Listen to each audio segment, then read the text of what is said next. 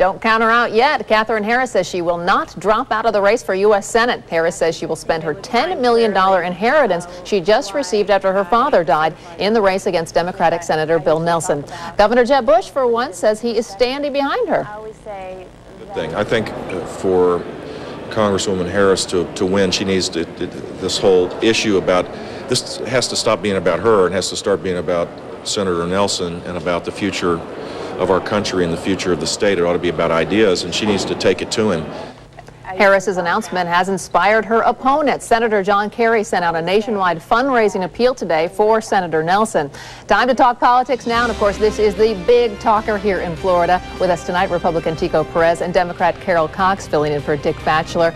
Last night we were talking about this. No one knew what she was going to announce. You were hoping she wouldn't run. You were hoping she would. Are the Democrats excited that she's going to stay in the race? Yes, clearly Katherine Harris feels that she has to put $10 million of her own money into this race because she hasn't gotten the support from the Republican leadership like she was promised after she handed them the 2000 election. And the Republicans are not keeping their promise to their own, so how can we expect them to keep them to the American people? And frankly, they have not.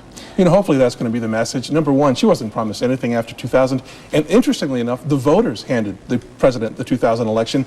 The media did their recount afterwards. The media did the full count afterwards. We could talk forever about the 2000 election, but let's talk about 2006. But 2000 will be in play in this election because the themes will be what Carol just said. You gave the election to President Bush. No, the voters gave it to President Bush. No, but you know what Katherine Harris said last night, what I thought was interesting? She believes this election is going to be about ethics and integrity. That's what she said. Well, I find that very hard to believe from someone who has taken illegal contributions from a defense contractor who just pled guilty to bribery. Katherine Harris created this whole drama this week to try to avoid answering questions about this. Why isn't she answering questions about what she did? What's the quid pro quo? The report that claimed it was illegal also said she had no way of knowing, and she gave every penny of that. She had a dinner conversation with the defense contractor. I think both sides can agree that her campaign has been unraveling for a while now, so people are surprised that she's staying in the race. Can $10 million get her back on track? Is that enough, Tico? You know, $10 million is a lot of money. You can buy a lot of good staff with $10 million, but Florida's a huge media market. Buying media in Florida, statewide media, is going to take probably another $5 or $10 million. So she's got some money to raise, but she can put together a good staff, she can get some preliminary messaging out there, and she can try to get the money machine going. But she doesn't have the support from the voters. She's not going to have the support. And clearly, you know, Tico last night, and does she have the support from the GOP?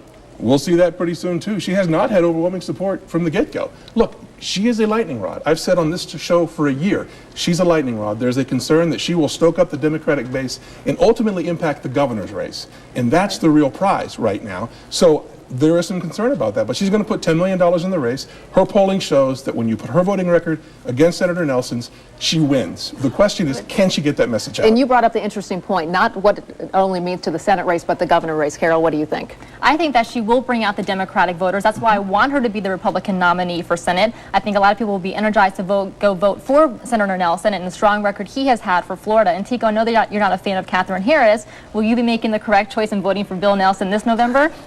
I can assure you I will vote for what's best for the country. Senator Nelson voted against Judge Alito. Senator Nelson votes liberally. You know, at the end of the day, we're going to watch on the mainstream. I got to stop it here. They're telling me to wrap. We're going to have plenty more time to talk about this before the election in 2006. It's going to be interesting. That's Talk of Politics tonight. Thanks to both of you.